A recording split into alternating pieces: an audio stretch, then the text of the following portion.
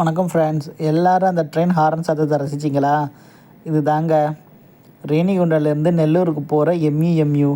இது காலையில் கிட்டத்தட்ட 8:30க்கு ரேணிகுண்டாவில் எடுக்கிறாங்க.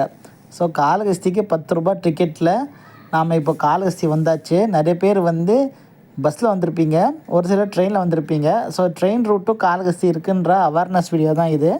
மேற்கொண்டு ரேணிகுண்டாலேருந்து காலகஸ்தி நோக்கி பயணிக்கும் பொழுது அங்கே என்னென்ன விஷயம் பார்க்கலான்னு ஒரு சில கிளிப்ஸ் இருக்குது. வாங்க வீடியோக்குள்ளே டெப்த்தாக போகலாம். ரேணிகுண்டா தாண்டின கொஞ்சம் நேரத்துலேயே உங்களுக்கு லெஃப்ட் சைடில் இந்த மாதிரி பெரிய பெரிய மலைகள் நீங்கள் பார்க்கலாங்க. ரொம்ப அருமையான மலைகள் இது அப்படியே ரசிச்சுக்கிட்டே போகலாம்.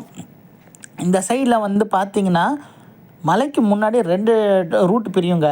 ஒன்று டுவார்ட்ஸ் நெல்லூர் போகிற இந்த பேசஞ்சர் ட்ரெயின் மெயின் ஜங்ஷன் பார்த்திங்கன்னா கூடூர் ஜங்ஷனுங்க. ஸோ கூடூர் ஜங்ஷன் பார்த்திங்கன்னா அங்கேருந்து இந்த லைன் ரேணிகுண்டா வழியாக காட்பாடி போகும். இன்னொன்று கூடூர்லேருந்து சென்னைக்கு போகும். மேலே விஜயவாடா நோக்கி போகும் அந்த லைனு ரைட்டு. ஸோ இந்த மலைக்கு அந்த பக்கம் என்ன போகுதுன்னு பார்த்தீங்கன்னா ரேணிகுண்டாலேருந்து கடப்பா வழியாக பாம்பே லிங்க் ஆகிற ரயில்வே ரூட்டு போகுதுங்க. ஸோ அந்த 2 ரூட்டுக்கான சிக்னிஃபிகன்ஸ் பார்த்திங்கன்னா இந்த மலையிலேருந்து தான் பைஃபர்கேட் ஆகுது. அடுத்த பாயிண்ட் பார்க்கலாம் வாங்க. இந்த மலைக்கு கீழே மல்ல மதகு ரிசர்வாயர் இருக்குங்க. ஸோ இந்த ரிசர்வாயர்லேருந்து ஒரு ஸ்ட்ரீம் மாதிரி நமக்கு வருது, ஒரு ஓடை மாதிரி வருது. ஆனால் பார்க்குறதுக்கு ஓடை மாதிரி தெரியுங்களேங்க, ரொம்ப பெருசாக இருக்குது. கிட்டத்தட்ட ஒரு ரிவர் மாதிரியே இருக்குது. அந்த ரிவர் கொஞ்சம் நேரத்தில் இப்போ வரும், நான் அது உங்களுக்கு காட்டுறேன் பாருங்கள். இந்த பக்கமாக ரோட் கன்ஸ்ட்ரக்ஷன் ரொம்ப அபாரமாக நடக்குதுங்க. நிறைய ஹைவேஸ் போகிறது பார்க்கலாம். எக்கச்சக்க ஹைவேஸ் போயிட்டுருக்கு.